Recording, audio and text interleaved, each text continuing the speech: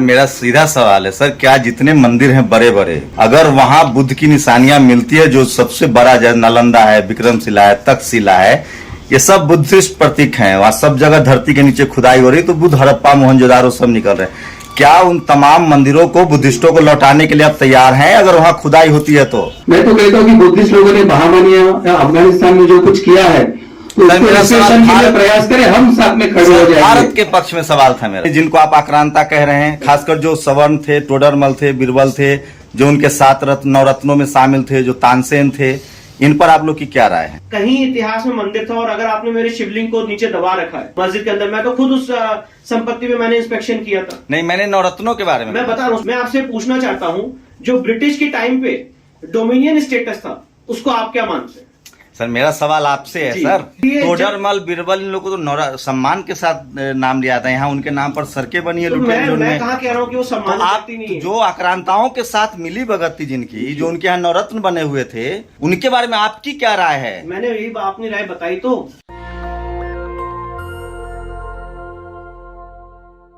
और टकराव की स्थिति उनके द्वारा पैदा की जा रही है। औरंगजेब से, बाबर से, हुमायूं से खुद को अलग करते हुए, ये मानते हुए कि उन पर भी अत्याचार हुए और मंदिरों को भी उसी समय तोड़ा गया, ये स्वीकार करते हुए अब प्रमुख धर्म स्थलों को विनम्रता पूर्वक, सहजता के साथ छोड़ देना चाहिए। यही एकमात्र रास्ता मुझे लगता है।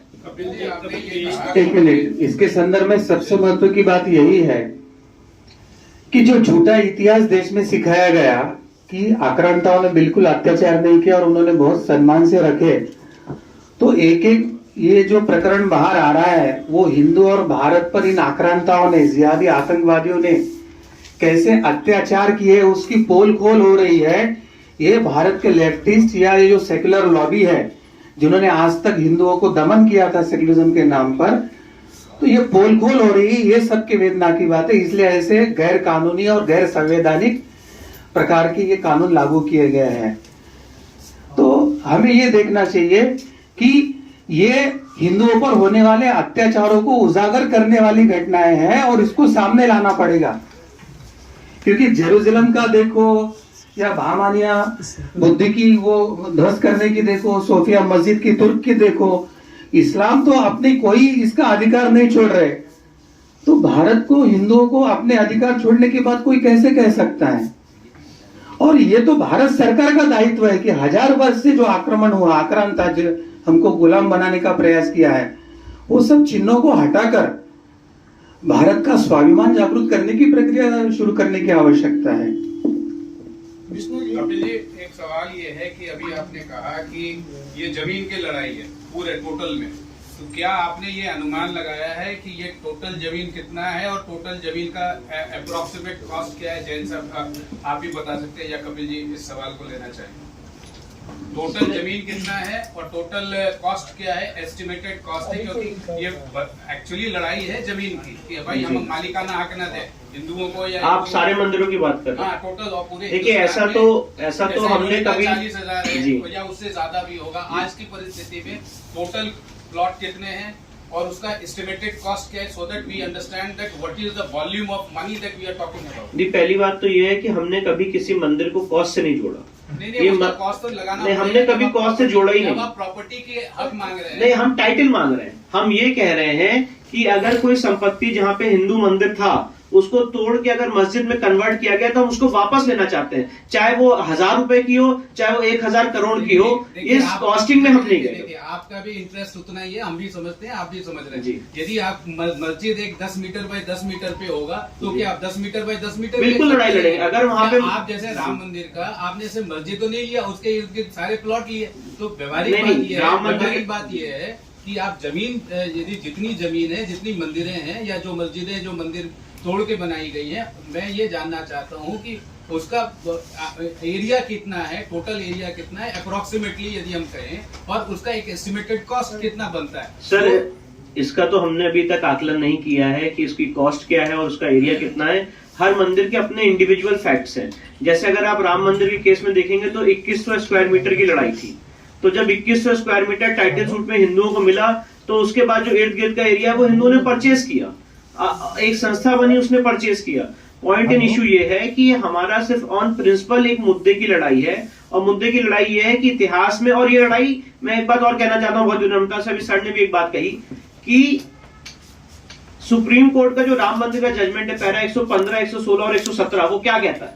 वो यही कहता है कि जो मंदिर बनाने का संकल्प है वो अमर है, वो अमिट है। अगर इतिहास में कोई आक्रांता आके हमारे मंदिर को तोड़ दे तो आज के डेट में इस संवैधानिक इंडिया में हमें ये हक है कि हम उसको रेस्टोर कर सके। और सुप्रीम कोर्ट ने एक बात और कही है कि आज का सॉवरेन अगर उसको रिकॉग्नाइज करे, आज का जो संप्रभु है उसको अगर रिकॉग्नाइज करे तो उसको रेस्टोर किया जा सकता है। तो आज के संवैधानिक सेटअप में judiciary is one of the sovereign. जो 3 हमारे टीयर्स हैं उसमें जुडिशरी सॉवरेन फंक्शन परफॉर्म कर रही है, इसीलिए हम कोर्ट में जा रहे हैं। और सर ने बात कही कि कितने मंदिरों के लिए जाएंगे, तो मैं दोनों का एक साथ उत्तर दे देता हूं।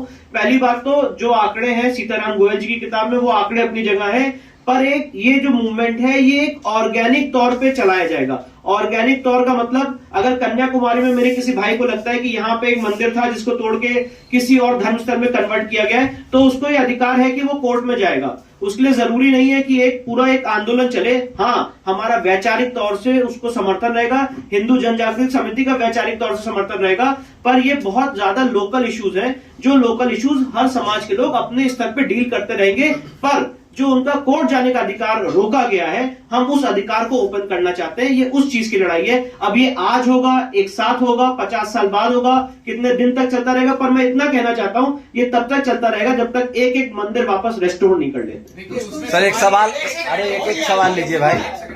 कपिल जी, एक सवाल मेरा है कि जो आप कह रहे हो कि मुसलमान पक्ष ये कहता है कि मान लो हमने मस्जिद का या मंदिर जो टूटा है वो जगह दे दिया, आप वो भी लेना चाहेंगे, आप उसके इर्द गिर्द का भी जमीन लेना चाहेंगे, आप कहेंगे ये पूरा हाथा पूरे हिंदू धर्म का था, ये पूरा मंदिर का था, तो आप उसका तो सोल्यूशन बताएंगे कि नहीं? लेंगे, सारा लेंगे, यही सोल्यूशन। यही मैं पूछना चाहता हूं। कपिल जी, हम जो हिंदू राष्ट्र को लेकर जो आप सम्मेलन करने जा रहे हैं, जाहिर सी बात है वहाँ तमाम विषयों को लेकर बातचीत होगी, धर्मांतरण, लव जिहाद, मंदिरों की बात होगी।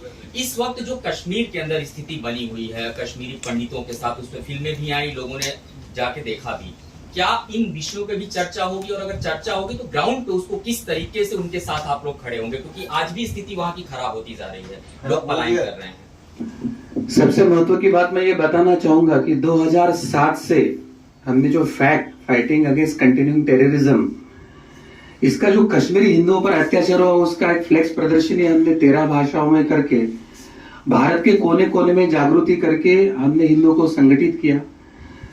2012 से हिंदू अधिवेशन ने कश्मीरी हिंदू और कश्मीर के लिए अपने प्रस्ताव पारित करके कश्मीरी हिंदू के लिए पनून कश्मीर एक सेपरेट, वहां पर सुरक्षित हिंदुओं के लिए एक स्टेट बने, उसके लिए पहल किया है। एक भारत अभियान कश्मीर के, और हम पूरे भारत के संगठनों को जम्मू तक लेके जाकर उस समस्या का अंतर्राष्ट्रीयकरण और भारत के अंतर्गत जागृति के प्रयास हमने किए हैं। अब दूसरा प्रश्न है कि पहला रोड़ा था 370 का जो हट चुका है। अब दूसरी जो बात है कि जब इस्लाम बहुमत में आ जाता है, वो बहुसंख्यक बन जाता है, तो अब ये दूसरी समस्या कश्मीर में उभर के आई है कि वहां पे कोएग्जिस्टेंस कैसे कठिन होता है। उसका उत्तम उदाहरण कश्मीर ने विश्व के सामने रखा है। झूठा भाईचारा, एक तरफा भाईचारा, ये कैसे आत्मघाती हो सकता है। तो इसके लिए जो पनून कश्मीर, उन्होंने जो अपनी योजना रखी है कि हमारे लिए एक सुरक्षित स्थान वहां दिया जाए, हमारी सुरक्षा की पूर्ण व्यवस्था हो, और उसके साथ धीरे धीरे एक्सपांशन उन्हें करना है, तो उस मूलभूत बात को लेके फिर से इस अधिवेशन में कश्मीर समस्या पर चिंतन मंथन होगा।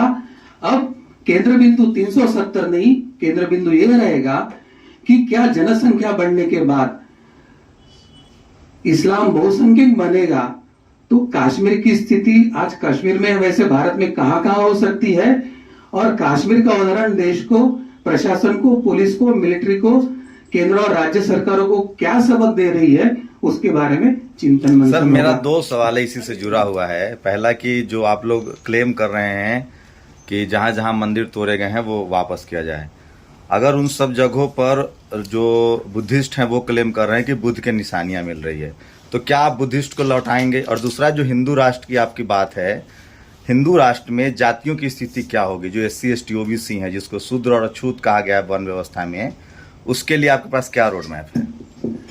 सबसे पहले तो ये बात है कि अगर आर्कियोलॉजिकली कानूनी अगर कोई बात प्रूव हो जाती है तो जुडिशरी है कि वो निर्णय ले सकते हैं। सबको अपना अधिकार है, वो अपनी बाजू सरकार के सामने रखे, जुडिशरी के सामने रखे, और जुडिशरी जो कहेगी वो हिसाब से आगे की पहल हो। तो उसके लिए मैं तो कहता हूँ कि बुद्धिस्ट लोगों ने बहामनी अफगानिस्तान में जो कुछ किया है तो उसको मेरा सवाल रिस्ट्रिक्शन के लिए भारत- प्रयास करें, हम साथ में खड़े हो जाएंगे। भारत के पक्ष में सवाल था मेरा। पहली बात। और दूसरी बात, आपने जो जाति व्यवस्था बताई वो हिंदू धर्म के धर्मशास्त्र में कोई बात ही नहीं आती है। हिंदू धर्म में आती है वर्ण की बात। तो जाति व्यवस्था की कोई बात नहीं है, सब समान है। और रही वर्ण व्यवस्था की बात, तो भारत सरकार के क्लास 1, क्लास 2, क्लास 3, क्लास 4 ये क्या व्यवस्था है और वो वर्ण व्यवस्था से अलग क्या है, इसका चिंतन मंथन नहीं करने सर। पर आपको उत्तर मिल जाएगा। सर मेरा सीधा सवाल है सर, क्या जितने मंदिर हैं बड़े बड़े, अगर वहां बुद्ध की निशानियां मिलती है, जो सबसे बड़ा जैसे नालंदा है, विक्रमशिला है, तक्षशिला है, ये सब बुद्धिस्ट प्रतीक हैं। वहां सब जगह धरती के नीचे खुदाई हो रही, तो बुद्ध हड़प्पा मोहनजोदारो सब निकल रहे हैं। क्या उन तमाम मंदिरों को बुद्धिस्टों को लौटाने के लिए आप तैयार हैं अगर वहां खुदाई होती है तो? हम ये कह रहे हैं कि जिसको ये लगता है वो जुडिशरी के पास क्लेम करे, और जितना डीप तक आप खुदाई करें तो आपको पता चलेगा कि जड़ में क्या है। और शूद्रों की और अछूतों की क्या स्थिति होगी हिंदू राष्ट्र? हिंदू धर्म में शूद्र नाम का कोई शब्द ही नहीं है, ये शब्द एट्रोशियस है। शूद्र नाम का हिंदू धर्म में कोई शब्द नहीं है।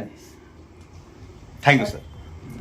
विष्णु जी आपने बहुत सारी बातें बताई है। वक्फ बोर्ड के बारे में थोड़ी सी चर्चा मैं समझना चाह रहा हूँ जी।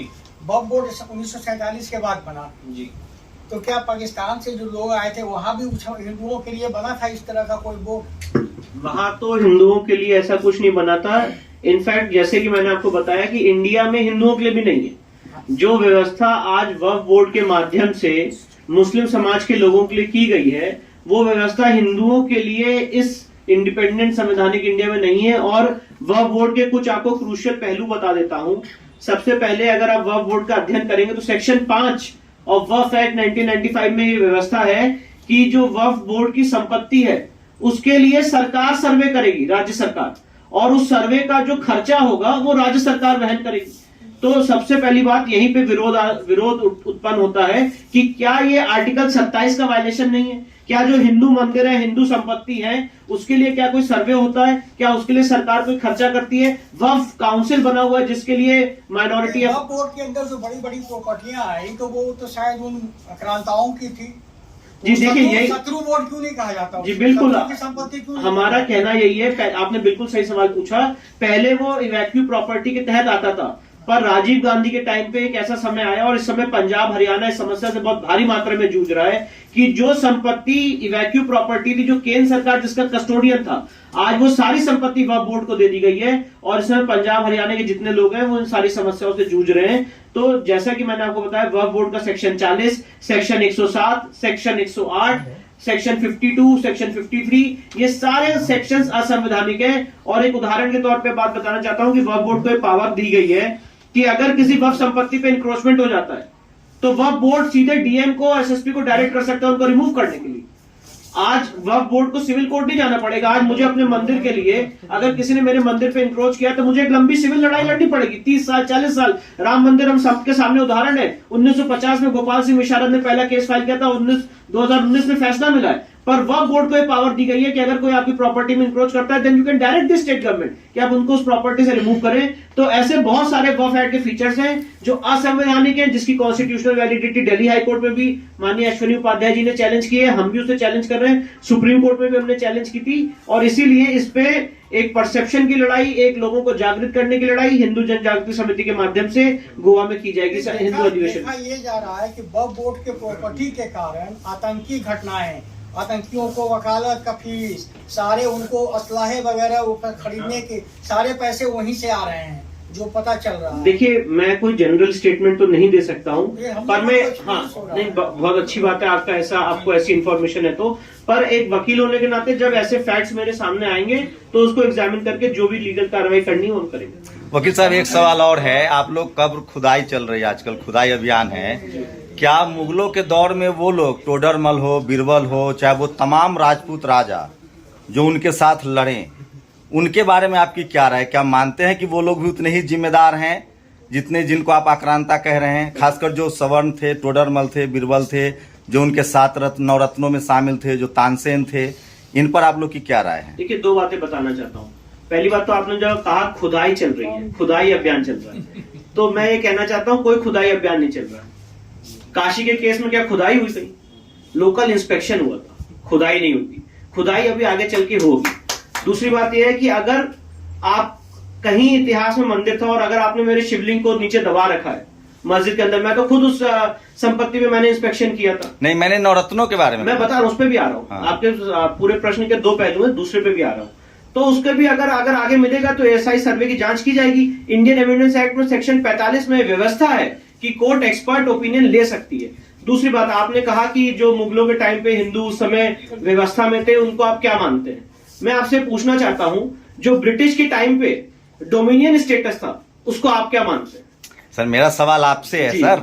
तो मैं तो अभी की व्यवस्था में मैं संविधान मानता हूँ, मैं सेकुलर देश मानता हमारा हूँ। कहने का पर्पज ये है हाँ। कि जो मुगलों के टाइम पे हिंदू उस व्यवस्था में जो उन्होंने पार्टिसिपेट किया, हाँ। उस व्यवस्था में पार्ट बने, वो एक डोमिनियन स्टेटस का हिस्सा था। हाँ। और इससे ज्यादा कुछ नहीं था। हाँ। जो अकबर के टाइम पे या जो अलग अलग उदाहरण मिलते हैं कि उसमें हिंदू उस गवर्नेंस में पार्टिसिपेट किए थे, तो वो उस समय की स्थिति के हिसाब से पार्टिसिपेट किए थे, उस समय की मौजूदा हालात के हिसाब से पार्टिसिपेट किए थे। इसका ये मतलब नहीं है कि हिंदुओं ने उस सरकार को सपोर्ट किया, और जिसने उस सरकार को या उस सॉवरेन को सपोर्ट किया है, उसका भी हम जानते हैं कि आज उसको हिंदू किस समाज किस नाम से जानता है। तो ये बातें सबके सामने हैं, और इसीलिए टोडरमल, बीरबल, इन लोगों को तो सम्मान के साथ नाम लिया था। यहाँ उनके नाम पर सड़कें बनी है तो लुटेन मैं कहाँ कह रहा हूँ कि वो तो सम्मान आप करती नहीं है। जो आक्रांताओं के साथ मिली भगत थी जिनकी, जो उनके यहाँ नवरत्न बने हुए थे, जी, उनके बारे में आपकी क्या राय है? मैंने यही अपनी राय बताई तो, कि वो उस समय उस सरकार में उस सॉवरेन के साथ अपनी व्यवस्था निभा रहे थे। उस पे मुझे आज अपना स्टेटमेंट देने की जरूरत नहीं, क्योंकि मेरी लड़ाई आक्रांताओं से है। जो आक्रांताओं के साथ जिन्होंने पार्टिसिपेट किया, उनसे मेरी लड़ाई नहीं है, क्योंकि अल्टीमेटली जो सरकार का सॉवरेन होता है, वो जो काम करता है तलवार की नोक पे, अल्टीमेटली हम वो फेस करते हैं ग्राउंड पे। उसके साथ उसमें जितने लोग पार्टिसिपेट किए थे, उनको किसी ने नवरत्न कहा है, किसी ने नहीं कहा है। ये तो इतिहास की बात है, पर जो मेरे बात है वो मैंने यही कही कि जो हम सॉवरेन के एक्शन से, उस समय के जो राजा हैं उनके एक्शन से गवर्न होते हैं। नेशनल दस्तक की आपसे गुजारिश है कि अगर इसको बचाना चाहते हैं तो नेशनल दस्तक को सब्सक्राइब करने के लिए रेड कलर के सब्सक्राइब बटन को दबाएं, फिर बेल आइकन की घंटी दबाएं। नेशनल दस्तक को बचाने के लिए बहुत जरूरी है कि हर खबर को शेयर करें, लाइक करें, कमेंट जरूर करें।